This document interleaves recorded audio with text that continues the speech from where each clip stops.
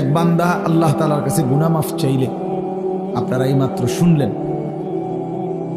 ইবলিসকে আল্লাহ তাআলা চ্যালেঞ্জ ছুড়ে বলছে যে আমিও আমার বান্দাকে, বান্দা যতক্ষণ মাফ চাইতে থাকে, তুই যত ধোকাই দাও, আমি আমার বান্দা মাফ চাইতে থাকলে আমি মাফ করতেই থাকব। এটা বহুত সুন্দর কথা, আজীব কথা, আজীব কথা।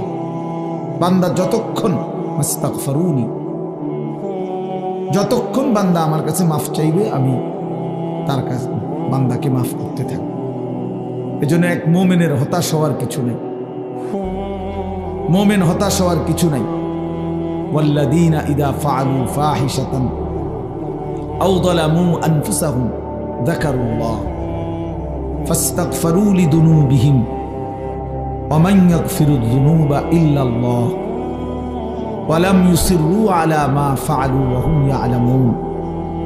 আল্লাহ তাআলা বলেন, আমার বান্দা যখন অশ্লীলতা, বেহায়াপনা, অসভ্যতা, নোংরামি, নাফরমানি, পাপ করতে করতে এমনকি নিজের উপরে একেবারে জুলুম করে ফেলছে, নেকি বলতে কিছুই নাই, গুনার সাগরে হাবুডুবু খাচ্ছে, আল্লাহ তাআলা তাকেও আশ্বাস দিছে সে যেন আমি আল্লাহকে স্মরণ করে, বান্দা যেন আমাকেই মনে করে এবং আমি আল্লাহর কাছে নিজের গুনাহের জন্য মাফ চায়, তওবা করে, আল্লাহকে যেন বলে, আল্লাহ আপনি ছাড়া আমাকে মাফ করবে কি?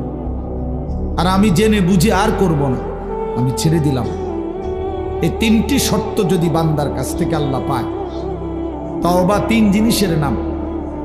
পেছনের গুনাহ সমূলে ছেড়ে দেওয়া, কালউ মা কান, একদম গোড়া সহ গুনাহ সম্পূর্ণ ছেড়ে দেওয়া, আইয়াজিমা আন লা ইয়াউদা ইলাইহা আবাদান, এ কথার মজবুত সিদ্ধান্ত দেওয়া যে মাওলা এমন নাফরমানি আমি আর করব না। আর আইয়ান্দামা আলাইহা, লজ্জিত আর অনুতপ্ত হয়ে চোখের এক ফোঁটা পানি পেলে আল্লাহ তাআলার কাছে মাফ চাওয়া।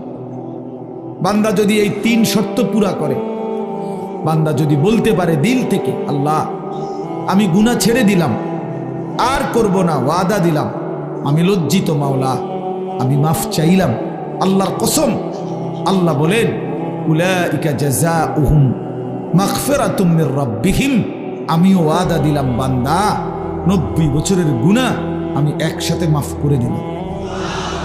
আসমান ছোঁয়া, হুজুর শুনছেন, আপনারা বলছেন লাউ বালাগাত যুনুবুকা আনানাস সামা, আল্লাহ বলছে বান্দা তোমার গুনাহ যদি আসমান পর্যন্ত পৌঁছে যায়,